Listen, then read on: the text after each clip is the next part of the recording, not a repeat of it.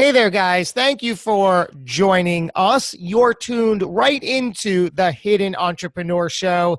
I am your host, Josh Cary. As an entrepreneur, when everyone is fighting for attention, what makes the difference between being everywhere and being nowhere? I think you'll agree with our guest today that standing out isn't a choice. It's essential in the modern business and social media landscape, isn't it? And he is here to show us how.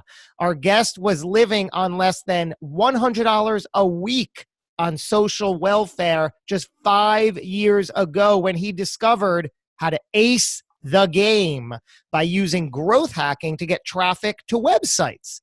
Within a year, he was running a website, get this, which had over 1 million visitors a month. What? He had also raised $250,000 in a seed round and was off welfare and had began his journey into online entrepreneurship. Since then, he has created multiple six-figure businesses. He maps out several of the ways he made that happen inside of Ace the Game book, alongside a curation of the best voices in the growth, hacking, and internet marketing industries. Help me welcome our guest today, right there. It's Vin Clancy. What's going on, Vin? I am excited to be here. I'm thrilled to hear that. So happy to have you. Let me ask you this. You talk about growth hacking. What exactly is that? What do we need to know about that? So essentially, when the dot-com bubble burst in 98, I think it is, when internet companies wanted to grow very fast, they didn't have a lot of funding, so they had to find innovative methods to grow.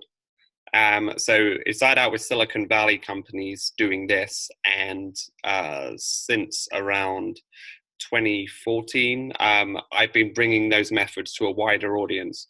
What this means is if you want to grow your business, your brand, get your art in front of other people, you can use these methods to get more traffic, grow your socials, get more customers, and really change your life without having to go through traditional methods such as radio, press, even online ads to a certain extent. So there's a lot you can do in order to get an advantage in life, and I teach about these methods.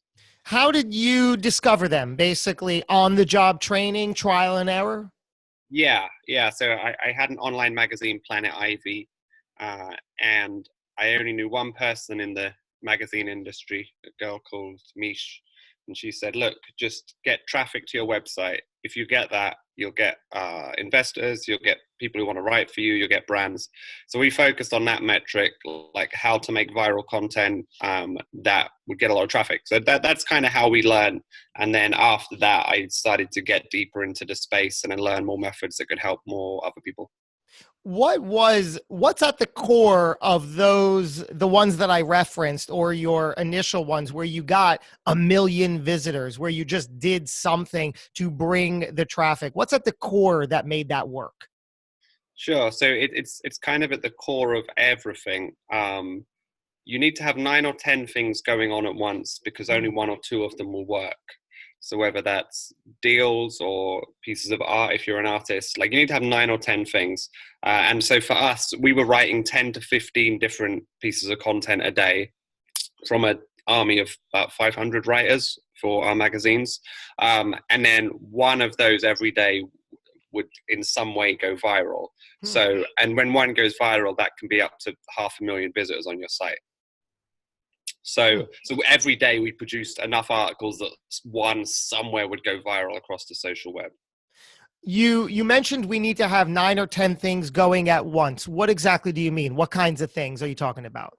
So let's say you're running a business. If you're only talking to one customer and, it's 2 weeks of negotiations and eventually it falls through, you're in trouble. But if you spend that other time speaking to more people and lining up 9 to 10 different things, it doesn't matter if 7 or 8 of them don't come off.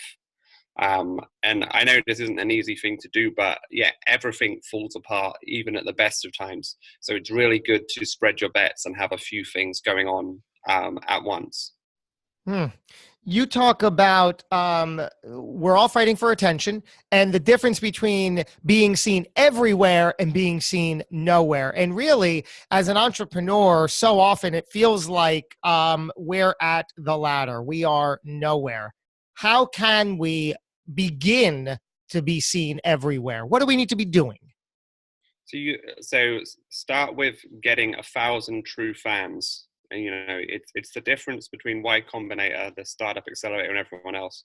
They tell all their companies you can't scale, you can't grow until you have 100 people who love what you're doing and would scream if it went away.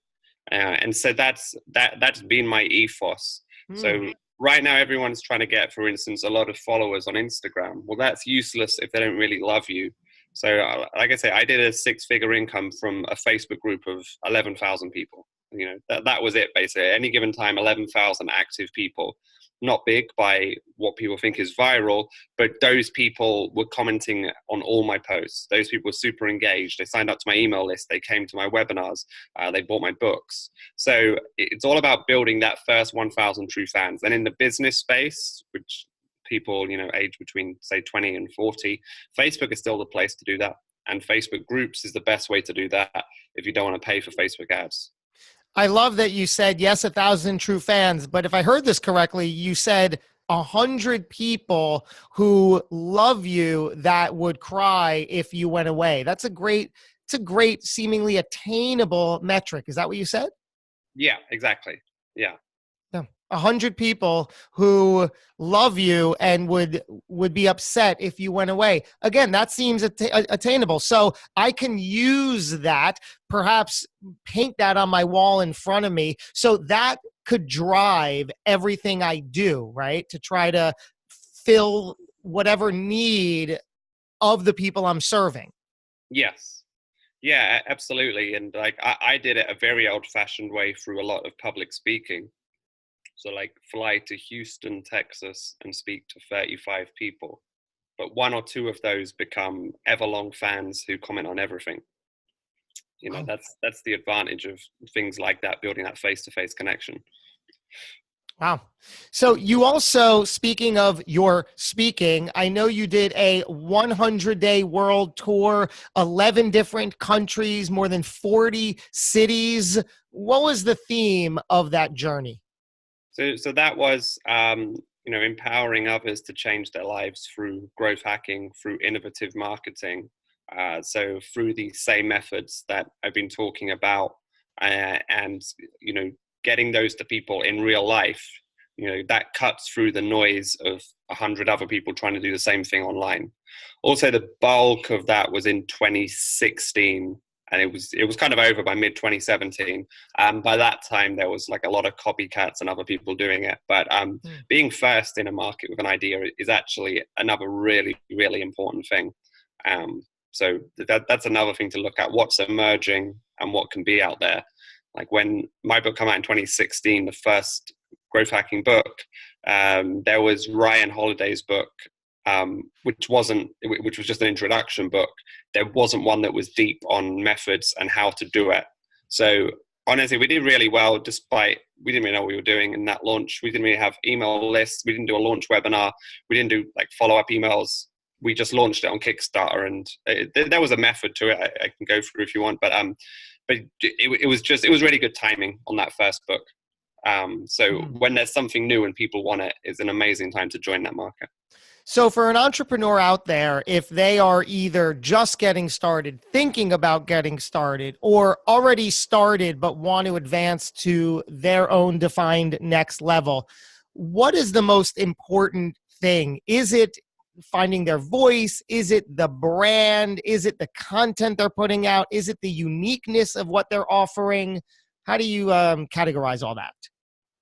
Well, I would say it's some sort of raw talent, and raw talent can be learned by really understanding the space. So once you have that raw talent, you need to focus kind of exclusively on getting clients. Because if you don't have clients, you will never be able to do enough content every day. I've coached hundreds of entrepreneurs, and it's generally the ones who have enough clients and have other people working with them that can keep up with the content. Because otherwise, if you're not making money from it, you just don't have the willpower to carry on. Do you have a preferred method of content? I've always liked writing more than video, but I used video for launches and for like special gifts. But it used to be that live was pushed very well in the Facebook algorithm. It's probably still the best thing you can do in the Facebook algorithm, but it's not as good as it used to be, Facebook. So I want to learn how you got to this point in your life, because I know in the introduction I mentioned that you spent some time living on $100 a week on social welfare. But take us back to even the beginning, Vin Clancy as a young child. What was life like growing up for you? Just soccer. I like to play soccer all day. So, life was having as much pleasure as possible and avoiding pain as much as possible. So that was life through adolescence and into young adulthood. But the piper has to be paid, and that's kind of how I ended up living. The government paying my minimal rent in a rundown old mansion in New Cross, South London. So I mean, that's the thing. I've been thinking about this recently, and it's something I came up with, which I think is very true. Having a career is a very good form of self-care. So if you have no money because you don't have a career, you can't eat good food. So like where I am in LA right now, I have my water delivered from a lake. It's like the best water one could drink. I eat 90% organic food. I have a performance coach, a fitness coach. I have lots of subscriptions and stuff which help. So, and these all came out of like doing that hard work. It's kind of why I say that, yeah, I wasn't a lemonade stand entrepreneur. I wasn't top of the class. I wasn't a sports legend. I was less than average. I was the enemy of the world living on welfare. So I just learned from having my ass in the chair and just spending a lot of time online learning this stuff. And I didn't have things like Ace the Game, my book. I had to learn by trial and error. But in some form, all successful people did the same. Musicians spent a lot of time in their room playing guitar. And that's really all it comes down to. Can you have the discipline to do that? But yeah, so it went slow and then fast, my success. I think one thing that I guess I got wrong in internet marketing was I didn't realize how important it was to have others believe in you if you're doing something difficult. So I'm doing a very different project right now, and it's very difficult. And it's so amazing to have people believe in me. And I think it's like the most important thing. And it's almost the most important thing in having a coach is every week someone tells you they believe in you.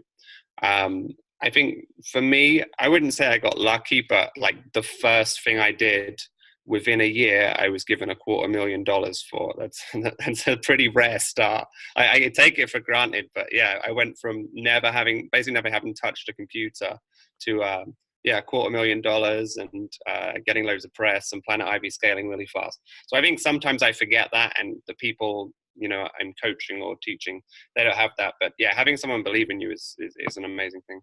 What is the missing piece there that you went from not having the $250,000 investment to having it? What was done to set yourself up for that? Well, I'll try and speak about it in economics because there'll be a lot of truth in there. Okay, so 2012 was a very exciting time to start a startup. This was the beginning of the startup wave, particularly in Europe. So the Social Network movie just came out. There was just like a massive cultural moment. Like if you had an idea for a startup in London and you got some traction, you would raise money. It was just this wild time, like around 2012, 2013, 2014. So it was the right time to start something. And we focus on just one metric, getting lots of visitors on the website. So like it looked okay, the content was okay, but like we always had crazy traffic. And we had 3 months in a row where we did over 300,000 visitors. And that's when we got the money, and then we quickly scaled to 1 million visitors a month. But so those were the things. We focus on the right things, probably timing.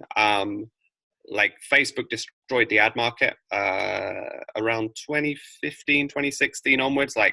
But when we were starting, you could get $25 for every 1,000 people who looked at a banner ad on your site. It was just like amazing ad rates. And they disappeared because Facebook took the entire ad market. But some of it's timing. But yeah, focusing on the right things. So today you're clearly a very smart, intelligent, knowledgeable, brilliant man and businessman. Were you always that way as a young child growing up? Did you always have that sense? No, I had moments of like focus, and I had obsession.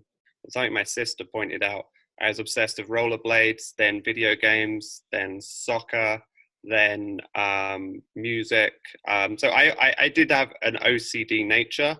And it's kind of like a running joke with me and my friends. Like we call ourselves like the autism gang, because it's not normal to spend this much time alone in deep study. Like there has to be an element of autism in there, and everyone is on the spectrum to some extent. So I think there's an aspect of that, and hopefully that can be trained. So like, because that's what it is. Can you avoid distraction? Can you avoid seeing your friends, going down the pub, drinking alcohol? So like all of those things. So yeah, I had a bit of obsession, but no, there was basically nothing. I never really had a real job. I did telesales. That was it. And I wasn't good at it before I started my startup. It all started from my laptop, which is why like my whole thing is the internet is the first point in human history that anyone can have power. It's not who you know. It's not how much money you can raise. Every single day, people making a lot of money or changing their lives with the power of the social web.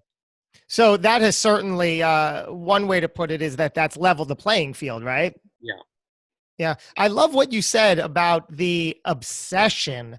You don't really hear that word in this aspect or even in a positive aspect. But if I heard you correctly, you are and were that person. You stayed focused. You isolated yourself. You had your eye on a prize and just did what it took to achieve that. Yeah, absolutely. And it just gets more and more intense over time. And you build and build different different things that make you more productive, and your achievements get bigger. And I won't swear, but Paul Graham's from Y Combinator said, the only good thing about getting rich is avoiding avoiding crap, basically. And that's what it gives you. If you don't need to take public transport home from a night out, you probably, you're avoiding the chance you're going to get mugged or beaten up on the bus. I mean, that's where I'm from in South London. A bit of an extreme example, but yeah, like if you eat good food, you don't get sick. If you have a personal trainer, you're more likely to do X. So I think that's a big part of it. Yeah. Was there, growing up in your early years, in your teen years, in your young adolescent years, before you reached this level, did you see it? Did you long for it? Or did you, in your later years, just sort of see it and, oh, I'm going to go in this direction? Or were you always visualizing this sort of outcome? No visualizing. I was like a nihilist for a little while. I had a belief in nothing around 2008. Yeah, I luckily had an ex-girlfriend who was like, you've got to do something. And she kind of forced me into it, and I'm very grateful she did. I don't know what I would have done otherwise. Yeah, she was really good for me and turned me around at a pivotal point in my life. Do you mind expanding on something you said, your year of 2008? What was going on? What was your outcome in life? So, like I'm globalizing a little, but speaking in broad strokes, culturally, Britain, it's quite a negative place. It doesn't have a lot of hope. Uh, to parallel with America, I have never felt safer than where I live now in Beverly Hills. Hmm. Everything's so nice. It's the safest place in the world. You know, outsiders go, oh, America's so dangerous. It's so not. But that's because it's ghettoized. I realized just down the road in Compton that there's probably some shaky situations there. But in Britain, there's not really many rich people. A couple of people, you know, live with the royal family, whatever. But everyone's poor. So everyone's in the middle, and everyone just wants to go to the pub and get pissed on a Friday and Saturday night. And that's reality. So that's kind of where I lived at. I was with like a group of people who were into doing all that, you know, throughout my youth. So we were happy to have dead end jobs or live on welfare as long as we got to like party, you know. And there's something in that which is interesting. But yeah, so that's all we did. So in one sense, it was very freeing not to have ambition. But you know, eventually you end up sick from it and in hospital. So, you know, like the piper has to be paid, like I say. So it like nihilism, you know, you have a belief in something which is partying, but yeah, so that's where I was at in '08. You know, it's a phase a lot of us as young people go through, but particularly in Britain, because there isn't that whole anyone can be president American thing, which, you know, as soon as I tasted that in America, but I always knew it would be in America, I was just like, I never want to go back to England. Did you know what you would be doing here? No. I could have done better with that. But I mean, I was industrious by the time I got here, but yeah, I was just like, I'm talented. And then on the first day I arrived, I had a meeting with someone, and it was with a company that made $1 million a day, and that contract was worth a lot. That was my first day in LA. He was like, "Let's work together." That was it, and then I was off, and it was like my most prosperous times ever. Hmm. So now you are here, and how do you spend your days today? What do you like to focus on? What do you do? Um, well, I can tell you my routine, which is Yeah. really good. Okay. So I go to bed at midnight. I wake up at 9. I exercise for 15 minutes. I have breakfast. And normally I work from 10 till 1. Then at 1, I have lunch. Then I sleep for 45 minutes. Then I have a healthy shake. So celery, broccoli, you know, fruits, things like that. Then I guess at 3 o'clock, I go back to work. Then I work till 6:30 or 6. And then I eat dinner. And then I'm allowed to watch entertainment for like, you know, 20, 30 minutes for the first time in a day. Otherwise I watch things that are, you know, that build me. And then I work from 7:30 till 11:30. Then I go to bed at 12 every single day. I mean, like 6 days a week. Mondays, I kind of have a half day, but yeah, that's every single day. That's so good.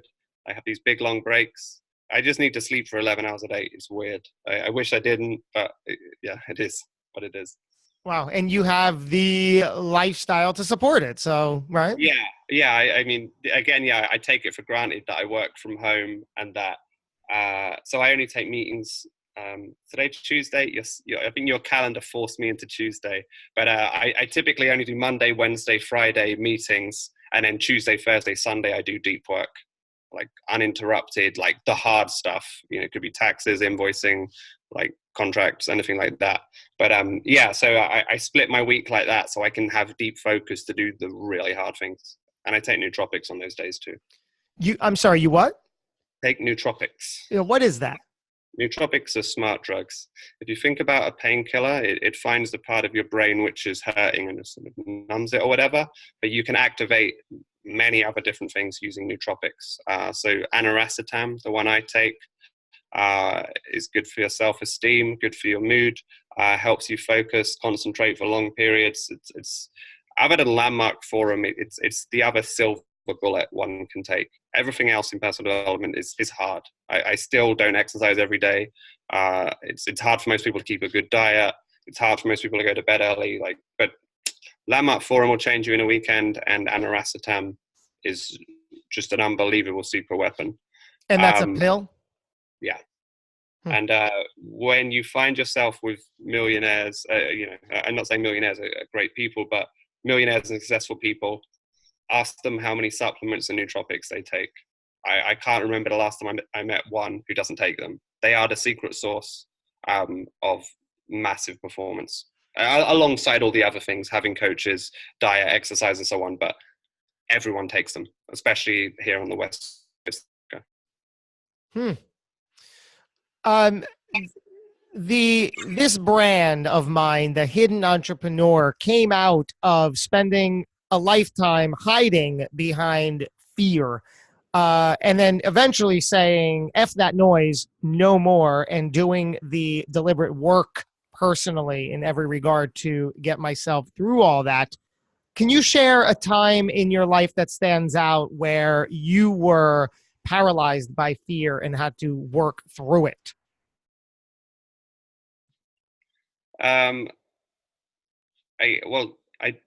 I was involved in something that happened, and it was bad, and there was going to be bad consequences. And the girl I had been dating, who we weren't dating anymore, but we were still close. She went to the people who were causing the problems, and she fought fire with fire, and they backed down. And I didn't have, at the time, the emotional capacity to do it. So I guess I didn't really solve it, but I had someone in my corner who did. So having an attack dog, so to speak, is important. Wow. And this was related to business or personal life only? It was related to personal, like I say, I take for granted that my first business thing did really well with raising 2 rounds of money. And then off the back of that, I was head and shoulders above everyone else trying to be consultants, because I had websites, had 20 million visitors. So business has never been hard. So since that first time being on welfare, I've never starved. Like everything builds on the thing before. And like my one sheet is just crazy. Like when people are like, what have you done in the past? When I say my one sheet, it's a really good thing for any entrepreneur to have. Just like, here's all my achievements. It's like crazy. So yeah, business has never been like, damn, this has been a hard thing to overcome. But I mean, I guess coming from where I came from in my personal life, it's just like, yeah, I have no fear. It's like when I went to the Emmys, it's like talking to celebrities. It's just like, it's nothing to me. I've been through like so much drama in my young life that like doing this is easy. What was the nature of your role at the Emmys? I don't know, live streamer. I was the only one live streaming, which is quite funny. Everyone else was trying to be cool and like talk to like Alec Baldwin or whatever. I was just live streaming to my audience and having fun. So my friend got nominated and she brought me. Oh, very cool. How do you view failure? It's a really good question, because it really helps me with my current project, which is really difficult. It's just kind of like economics. Things will fail. You just carry on and things work.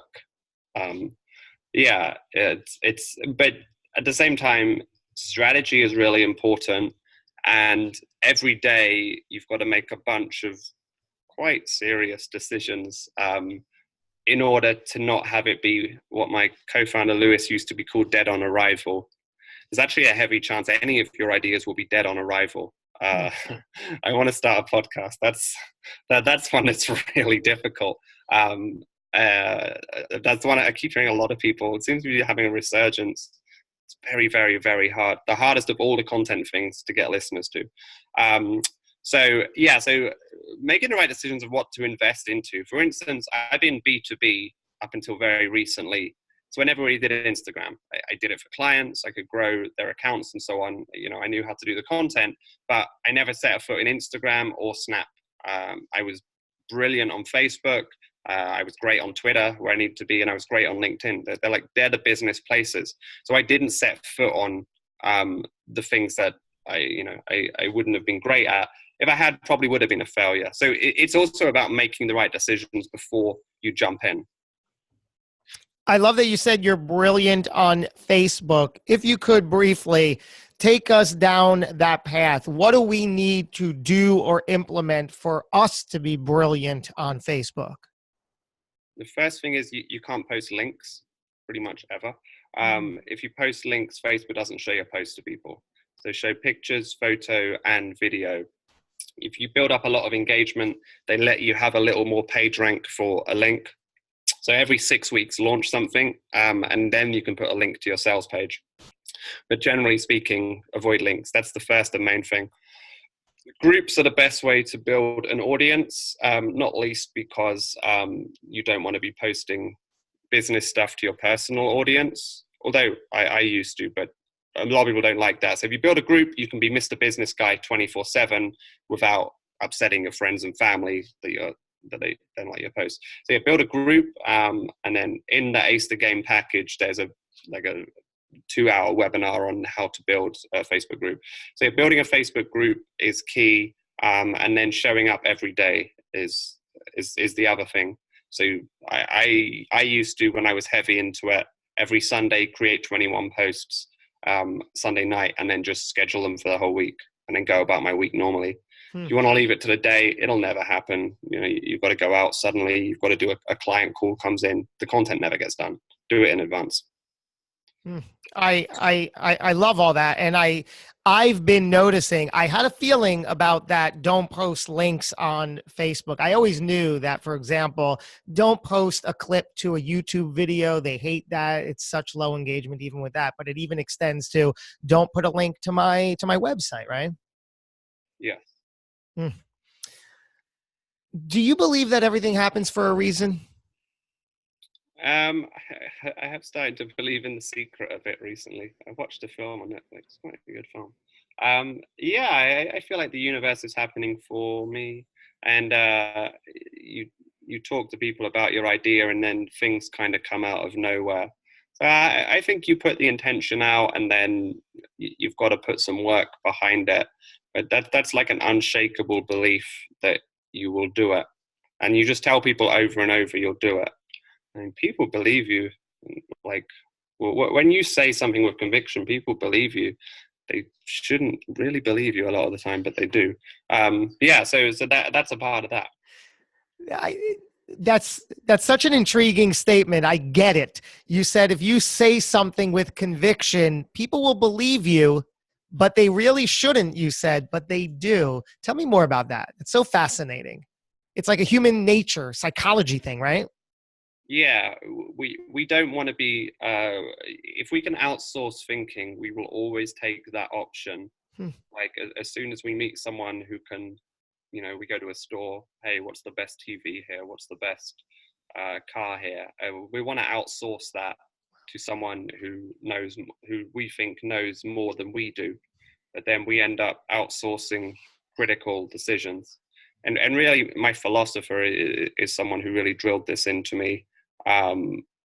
Like, what proof? What proof do they have? Like, I was one of my biggest talks ever was South by Southwest V2V 2015, and I won best work, best talk there. It was like I'd only been public speaking about 2 or 3 months, and I beat everyone. I scored almost a perfect score, and I came back and I got loads of business from it. It's really good. And I came back to my philosopher. We were watching the Strokes, actually. I was at this concert, and I was like, dude, I just gave this talk in America. It was so good. It went really well. He was like, how'd you get it? I was like, oh, so I sent him an email with all my achievements. He said, did they check any of your achievements? No. He was like, well, so I could have done it then. Yeah, it's just like the way he thinks about things is so interesting. Yeah, so when you say things with conviction, anything's possible.